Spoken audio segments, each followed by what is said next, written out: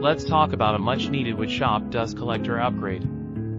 I've had this wall-mounted Riken dust collector for a couple years now, set up in a two-stage configuration. The garbage can first stage captures the larger shavings and sawdust, and the upper blower and filter captures the fine dust. At least it's supposed to work that way. I'd give my right arm to have my basement workshop free from that fine powdery wood dust.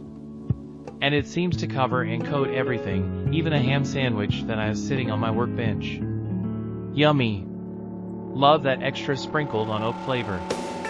On my existing machine, you can see how much pressure the plastic catch bag is under, and that seems to be pushing fine dust through the filter and back out into the shop. Researching this problem, I found evidence for the high internal pressure theory causing this dust leakage. Other comments support that the filter size on this Riken model might be too small for the higher airflow rate. This problem takes me back to a dust collection hack I did years ago with my original cheap Harbor Freight dust collector.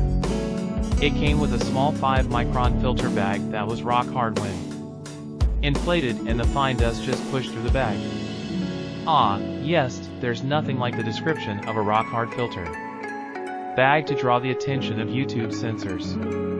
But I thought that I could capture that finer dust with a much larger catch bag, where the larger surface area would mean lower internal pressure and maybe less dust getting dumped back into the shop.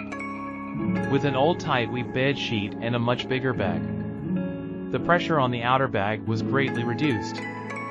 That larger filter area solution captured even more fine dust.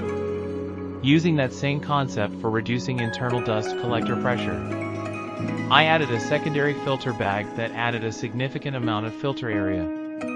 Ultimately, this reduced the internal pressure and eliminated the finer dust from being pushed through back into the shop. A huge win! Well, I originally bought this AI software to help me create images for a blog that I started last year. Epic fail.